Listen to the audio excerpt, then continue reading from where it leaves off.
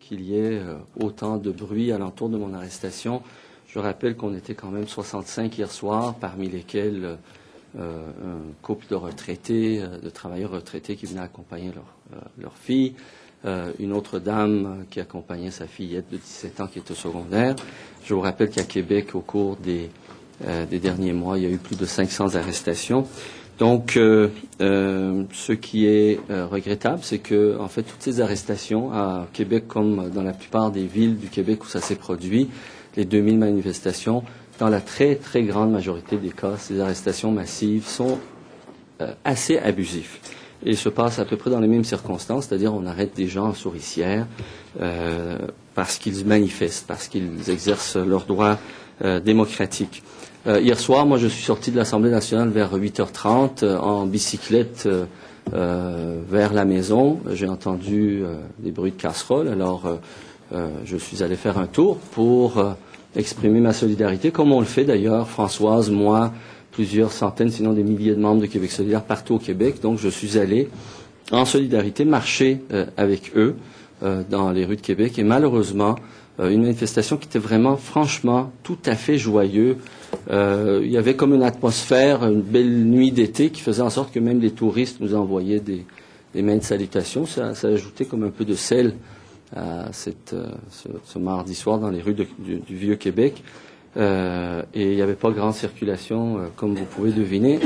Sur la côte de la montagne, malheureusement, on était pris en souricière et malgré l'insistance de plusieurs manifestants, de moi-même, de nous permettre de nous en aller, de nous disperser, ça n'a pas été possible.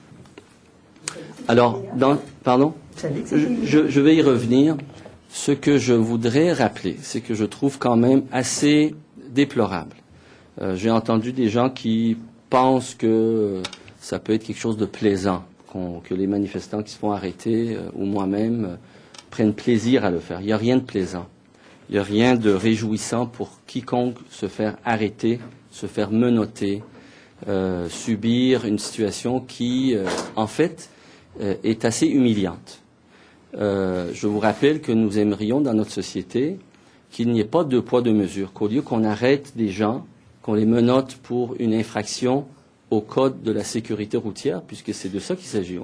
La police m'a dit que c'est en vertu de l'article 500.1 du code de la sécurité routière, pas en vertu de la loi 78, soit dit en passant. Qu'on arrête et qu'on menotte des gens pour ça, alors qu'il y a des ministres qui rencontrent la mafia pour ramasser de l'argent pour leur parti. Il y a d'autres ministres qui utilisent les cartes d'une firme qui cherche des permis et fraudent l'Assemblée nationale. Ceux-là courent toujours, alors qu'il a fallu 2 ans pour assigner à comparaître et accuser finalement Tony Accurso, puis qui est sorti du palais de justice sans menottes aux mains. C'est assez regrettable qu'on subisse une telle situation d'injustice. Et je ne jette pas le blâme sur la police. J'ai vu dans l'autobus des policiers excessivement courtois, avec plein d'égards envers les personnes arrêtées. J'ai vu des policiers clairement mal à l'aise avec ce qui s'était passé. Mais je regrette quand même qu'il y ait des ordres, il y a des commandes en haut de ces policiers qui se laissent instrumentaliser par un gouvernement que tout le monde reconnaît comme étant un gouvernement corrompu et illégitime. Merci de votre attention. La semaine dernière, madame, il y a une question avec c'était la même. C'est la même. Madame, la manifestation, le saviez-vous qu'elle était illégale? Ça vous préoccupe, n'est-ce pas? Bien sûr. Que ça soit illégal, ça vous préoccupe. Je comprends que ça vous préoccupe. Mais ce qui préoccupe le peuple du Québec aujourd'hui, c'est l'injustice de la loi 78 qui, en plus, n'est pas appliquée et applicable. Je vous rappelle que, oui, la manifestation a été déclarée illégale en vertu de quoi, vous pensez? En vertu de la loi 118. Mais nous n'avons pas été arrêtés en vertu de la loi 118. Comment expliquer cette contradiction? Moi, je n'ai pas de réponse. Est-ce que vous allez contester, M. Cadieux? Oui, bien sûr. Oui. D'ailleurs, j'ai reçu plusieurs appels ce matin de gens qui m'appelaient, dont un médecin de Montréal, pour offrir de l'argent, 1 000 $, je crois, en appui au fonds de soutien à tous ces gens qui ont été arrêtés. Pour cette raison-là, vous allez contester parce que vous estimez qu'elle a été déclarée en vertu de la loi 118 et que vous n'avez pas... on va simplement contester ces amendes abusives, 494 $ pour avoir marché sur la rue et avoir j'imagine, bloquer la circulation. Parce que là, regardez, on ne parle pas de la loi 78, là, on parle de l'article du Code de la sécurité routière. Puis là, on impose à des jeunes gens de 17 ans, à des retraités travailleurs, 494 $ d'amende. Combien votre constat d'infraction? Des firmes de génie conseil continuent à financer les caisses du Parti libéral du Québec. C'est combien votre constat d'infraction? Je ne l'ai pas reçu encore, mais on m'a dit que ce serait 494. M. Cadier, les gens n'ont pas été arrêtés parce qu'ils exerçaient leur droit démocratique, comme vous dites, de manifester. Ils ont été arrêtés parce qu'ils ont enfreint la loi 78 dans un premier temps parce qu'ils n'ont pas donné leur trajet. Est-ce que M. Cadier, en tant que Je député, pense pas parce que M. Cadier, 5 000 $ en tant que député, M. Cadier, il avait voté les lois. La semaine dernière, Mme Maltais a décidé de se retirer d'une manifestation lorsqu'elle a appris qu'elle était illégale. En tant que député de l'Assemblée nationale qui votait les lois, n'auriez-vous pas dû, vous aussi, vous retirer, sachant que la manifestation était illégale? Et si vous ne l'avez pas fait, pourquoi? Je le regrette pour Mme Maltais.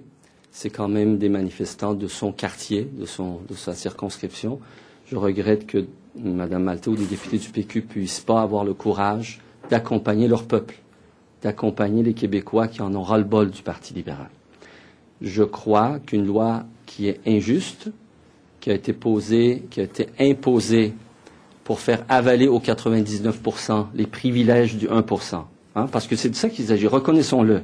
Il y a un gouvernement, Mme Biron, donnez-moi 2 secondes, il y a un gouvernement qui est corrompu, un gouvernement qui est sous l'influence d'une élite d'affaires et qui veut absolument protéger les intérêts des banquiers à qui il a aboli le 1% de taxe sur la capitale des entreprises financières, qui serait quand même largement suffisant. Je ne comprends pas qu'on le souligne pas autant dans les médias. 1%, c'était la taxe sur le capital des entreprises, c'est 800 millions de $, c'est la gratuité de l'université. Ce gouvernement-là préfère protéger ses intérêts des banques, taper sur la tête de son monde, et quand ça suffit pas, promulguer une loi injuste, que personne n'accepte, que les observateurs internationaux disent que c'est clairement abusif. Alors je crois que pour un peuple, pour un député, c'est l'honneur que de se tenir debout, de ne pas accepter l'injustice. Vous pas en train de désobéissance civile que vous avez exercée hier? Massive, effectivement, depuis le 18 mai, depuis vendredi où ça a été promulgué, des centaines de milliers de Québécois, notamment le 22 mai, rappelez-vous, des centaines de milliers de Québécois font de la désobéissance civile massive.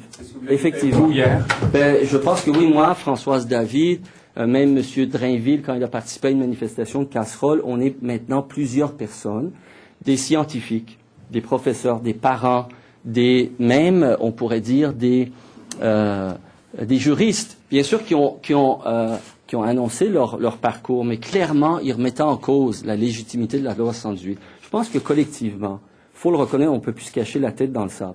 Des centaines de milliers de Québécois, depuis 3 semaines, pratiquent une désobéissance civile, pacifique, massive. C'est de ça qu'il s'agit. Quand j'ai lu le texte de Gabriel Nadeau-Dubois, la chose qu'il a été dite, puis qui lui a valu une accusation d'outrage au tribunal, c'est le genre de geste de désobéissance civile dont on parle. Aujourd'hui, là, taper du casserole et marcher dans les rues de Montréal en vertu de la loi 118, c'est une faute, et des centaines de milliers de Québécois de La Chute à Saint-Lambert, Victoriaville, ici à Québec. La rue avec une casserole qui est la faute. C'est pas donner son trajet. Parce qu'il y en a qui ont marché avec des casseroles dans la rue et qui n'ont pas été incommodés par les policiers, ont même été accompagnés. La question qui se pose, c'est vous avez défié la loi et vous le saviez. Et vous êtes un Je fais comme tous les citoyens, j'accompagne mon peuple. Notre peuple a décidé. Oui, mais il y a une bonne partie quand même. Je pense qu'il y a une bonne partie de la population. Vous encouragez à ce que les citoyens défient la loi? Je fais ce que Martin Luther King aurait fait. Ce que Gandhi avait fait.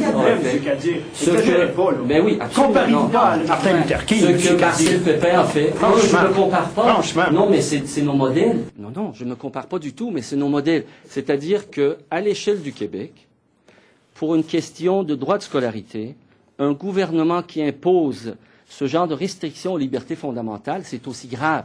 On est en 2000. Cherchiez-vous à vous faire arrêter, M. Cadier. Cherchiez-vous à vous faire arrêter, M. Cadier. Un mouvement qui peut sembler être en train de s'essouffler. Elle vous fait sciemment exprès de vous faire arrêter pour médiatiser, pour ranimer un mouvement qui peut sembler s'essouffler. C'est une hypothèse à laquelle je n'avais pas pensé. Honnêtement, non. Vous voulez servir d'exemple? Pas du tout, parce que si c'était le cas, je l'aurais fait bien. Mais quel cas faites-vous de l'autorité morale de l'institution que vous occupez, M. Cadier? Quel cas fait-on quand collectivement on admet qu'un gouvernement corrompu puisse promulguer une loi aussi injuste puis qu'on ne résiste pas?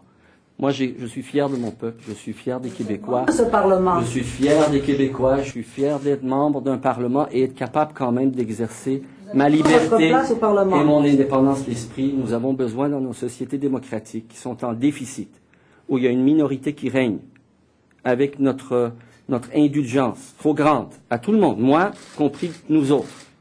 Collectivement, on a une responsabilité. On a laissé une petite poignée, 1%, prendre le contrôle de toutes les institutions démocratiques.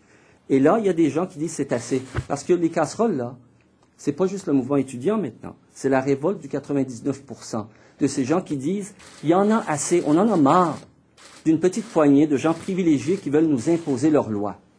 Et ça, on a une responsabilité collective. C'est le temps pour tout le monde, les médias, les parlementaires. J'appelle le PQ aussi. J'appelle Madame Agnès Maltais, Madame Marois, un peu plus de courage. Il est temps qu'on soit capable de se tenir debout à côté de notre peuple devant des lois injustes. Ça va nuire au Québec, à l'étranger, ça, qu'un député ait été arrêté comme ça? Ce qui nuit au Québec, c'est surtout la situation de pourrissement dans lequel laisse le gouvernement Charest la situation. Ce qui nuit au Québec à sa réputation, c'est en fait l'image d'une république de bananes qu'on laisse un peu partout à travers le monde quand on leur offre le Grand Nord pour des miettes. Ce qui nuit au Québec, c'est un gouvernement qui trempe dans la corruption, qui a mis 2 ans avant de déclencher une enquête sur la corruption. Vous refusez d'obéir à une loi parce que vous estimez qu'elle est injuste. À partir du moment où on a ce raisonnement-là, où ça s'arrête, est-ce que ça ne constitue pas une pente glissante? Est-ce que là, on va commencer à désobéir à toutes les lois qu'on juge injustes? Il y a des pratiques de désobéissance civile qui sont bien comprises. Quand une désobéissance civile est pratiquée massivement par des gens de manière pacifique, non violente, puis qu'elle cible de quelque chose de très précis, comme la loi 78, une loi excessivement injuste, c'est en vertu de toutes les expériences démocratiques des 3 derniers siècles, à commencer par des parlementaires américains du temps où on combattait l'esclavage. C'est un moyen de lutte. C'est légitime à la disposition des peuples. Est-ce que vous n'êtes pas en train de magnifier un peu votre combat là, en citant des exemples comme ça? Je vais vous en citer un autre. Un premier ministre d'une province australienne qui a demandé à son propre peuple de désobéir aux lois de sa propre province parce que une branche du Parti travailliste ne le laissait pas, dans les années 70, changer les lois anti-gays de sa province. Alors, de guerre lasse, il a demandé aux gens de désobéir simplement à la loi. Allez-vous le refaire? Allez-vous le refaire? Est-ce qu'il y a d'autres Vous me laissez pas que vous voudriez désobéir? Vous me laissez pas terminer parce que c'est des exemples excessivement importants. Je ne comprends pas que vous passiez aussi vite par-dessus ces exemples. Je vous parle d'un premier ministre qui appelle sa propre population à désobéir aux lois d'une province qu'il gouverne. Là, je ne vous parle pas de Martin Luther King. Je ne parle pas. Comparer des pommes et des oranges. C'est énorme. C'est une loi anti-gay. C'est une loi anti-gay. Je comprends. Je sais. Les tribunaux se sont penchés sur la question des droits des homosexuels. Dans ce cas-ci, dans le cas de la loi 78, elle est contestée par les tribunaux. Non, c'est pas une question d'opinion, mais elle est contestée par les lois. Il y a plus que les lois. Quand une loi est immorale, quand une loi est injuste, il y a une loi de la conscience à laquelle on doit obéir et qui est une pratique courante depuis 3 siècles dans les démocraties et qui vous garantissent à vous et à moi nos droits pour lesquels des gens se sont combattus. Je trouve assez regrettable que vous ne mettiez pas plus d'efforts pour déterrer un peu ces exemples et faire les bonnes comparaisons. Moi, je vous en offre une. Des pommes avec des pommes, monsieur Mais non, mais regardez, des lois anti-gays. Est-ce que vous avez le droit de manifester? Oui, vous avez le droit de manifester. Donnez votre... Puis là, vous comparez ça avec Martin Luther King, la lutte des races, avec la lutte des homosexuels. Monsieur Cadier, soyez proportionnel un peu aussi avec vos affirmations. Non? Bien, monsieur Plouffe, c'est votre opinion. Moi, je crois que c'est très comparable. Allez-vous refaire? Moi, je vais participer à toutes les manifestations pacifiques, mais regardez, c'est pas moi qui décide de l'orientation du parcours des manifestations. J'encourage les manifestants, parce que ça dérange rien, à donner leur parcours quand c'est possible. Mais je crois qu'il est abusif pour le gouvernement d'arrêter des dizaines et des dizaines de personnes juste parce qu'il ne donne pas le trajet, juste parce que le gouvernement va avoir le dessus sur le mouvement étudiant. On gaspille des millions de dollars. On gaspille une opportunité politique de déboucher sur quelque chose de plus positif. Puis on laisse surtout un gouvernement corrompu.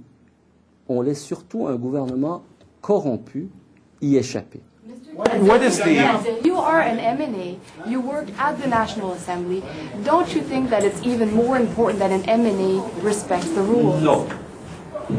The clear answer to you, no, because when a law is unjust, when a law is clearly, outrageously unlawful by the fact that it violates our fundamental rights to associate, to express our opinion, because under the Law 78, even expressing your opinion could be unlawful. So when a law is so unjust, it's morally just to defy it. Are you encouraging people to defy the law, to break the law? We don't encourage people. Hundreds of thousands of people since 3 weeks are defying the law in all the streets of Quebec. Of course, you're an MNA. I am an MNA. I respect my people's will. I don't respect an unjust law. I want to accompany my people. I'm a popular MNA.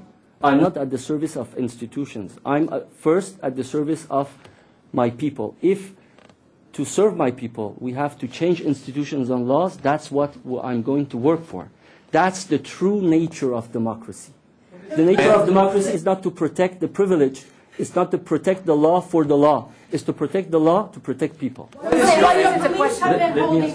Police have been doing this kind of practice before Bill 78. They did it at least 3 times before this bill was even introduced. So do you have a problem against the traffic code? No. Well, the police, when it did it in an unlawful manner, because it happened to me in 2003. We went to court and I won. So what was done by the police was illegal. Actually, what was done by the police yesterday was illegal too.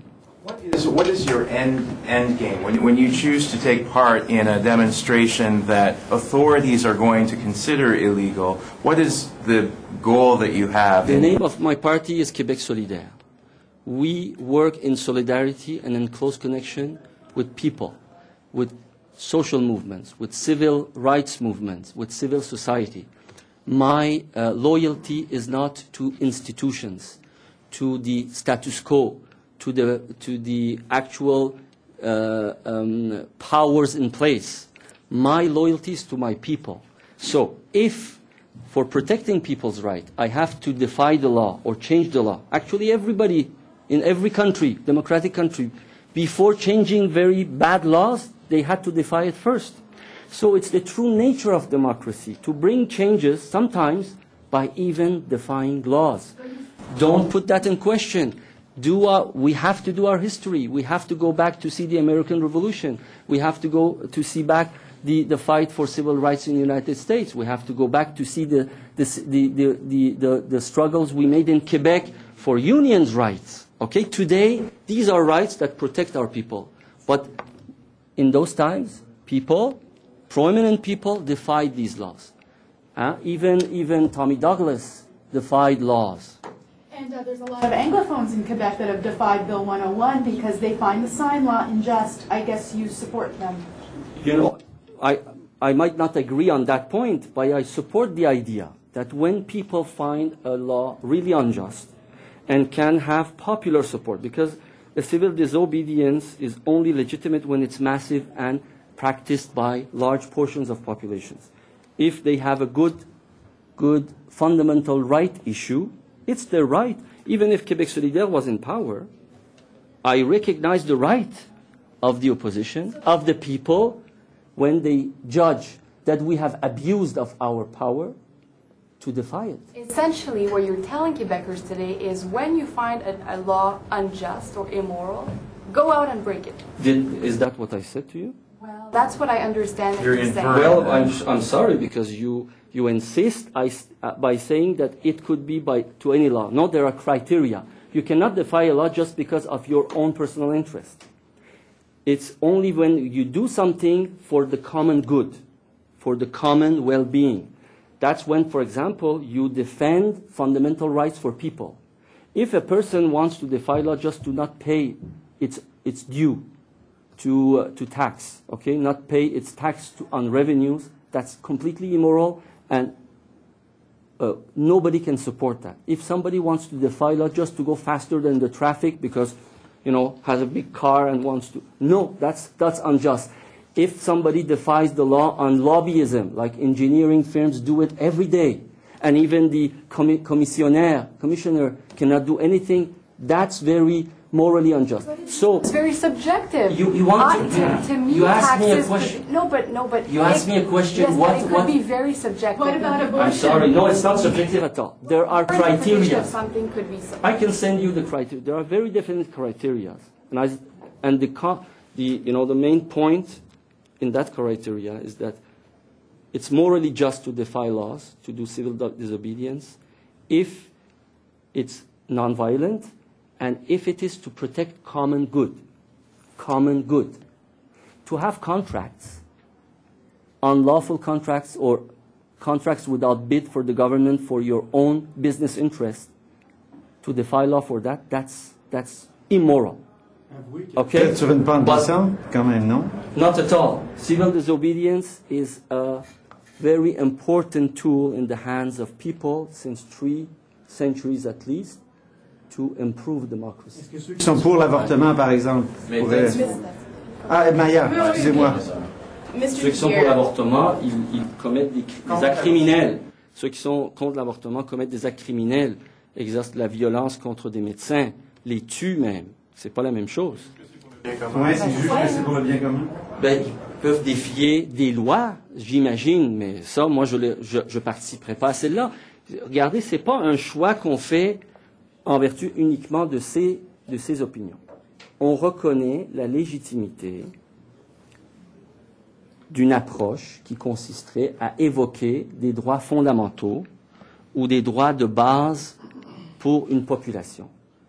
Quand c'est le cas, moi, je ne vois pas d'objection morale à ça. Je trouve tout à fait immoral, par contre, pour un gouvernement de tolérer qu'on brise ces lois constamment, comme la mafia le fait dans le financement du Parti libéral, comme les firmes de génie conseil le font dans le financement des partis libéraux, comme des ministres le font en violant les règles de l'Assemblée nationale. Ça, c'est immoral. Une dernière. Vas-y, Maya, excuse-moi. Quite frankly, Mr. Kadir, some people would at best find your comparison to what Martin Luther King would have done a stretch, at worst, just downright insulting. How can you justify that kind of a comment in this context? Martin Luther King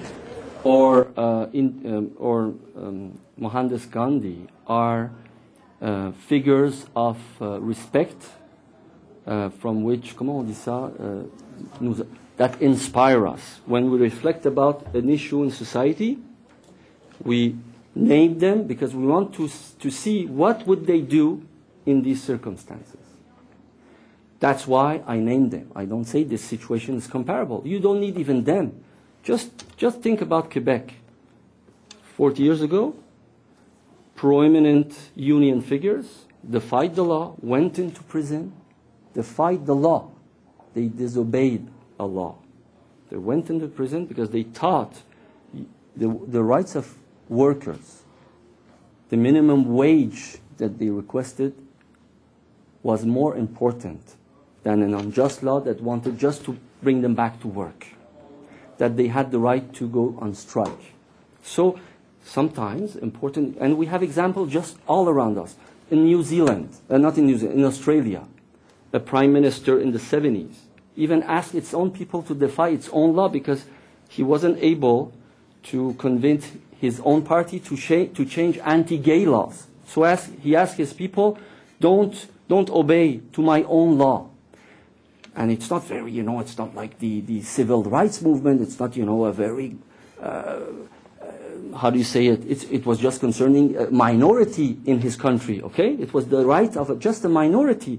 But he found it sufficiently important, because it was a conscious issue, that he thought he had to defy his own law.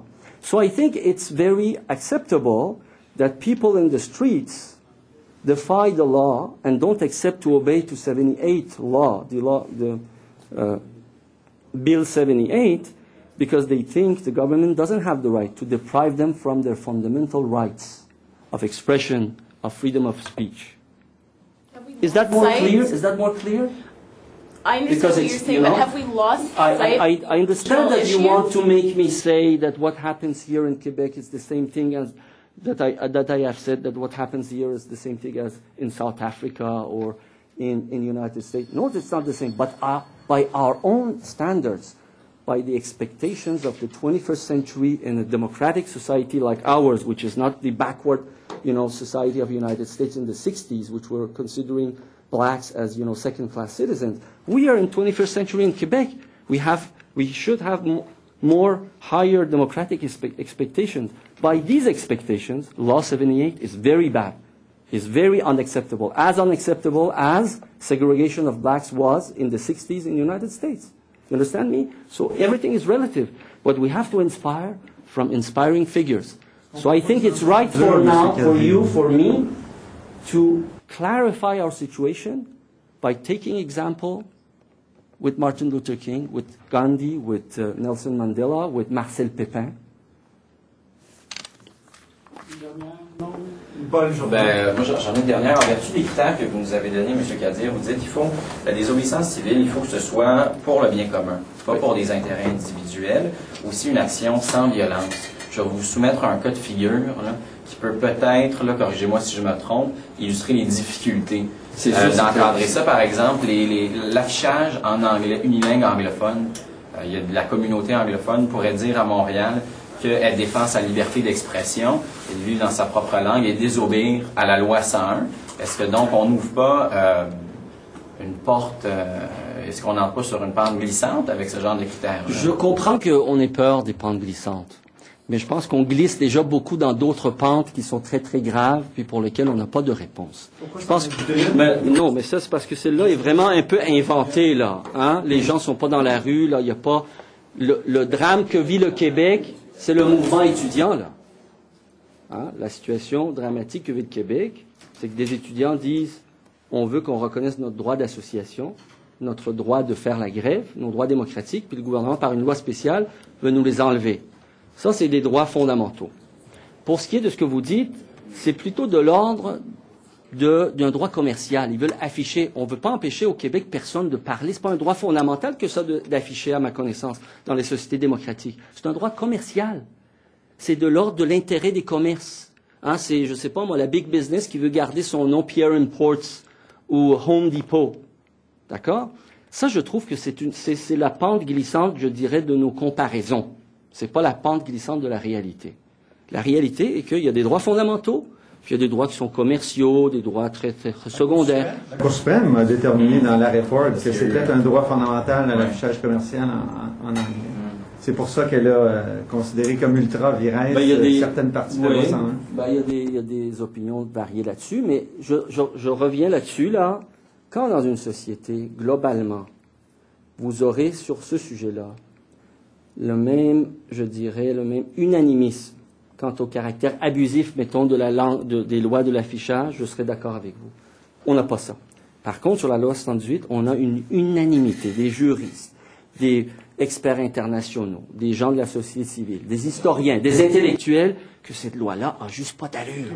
Alors, c'est pas la même chose. On se comprend que c'est pas la même chose. Prévoyez-vous que les tribunaux vont considérer qu'elle est inique? Je parle d'une opinion très forte. Les sondages, ils sont pas fiables là-dessus, là. Hein? Les sondages vont utiliser un événement très violent, comme la manifestation qui est arrivée le soir de la loi. Puis là, en plein milieu de ça, on demande aux gens, voulez-vous l'ordre ou voulez-vous le chaos?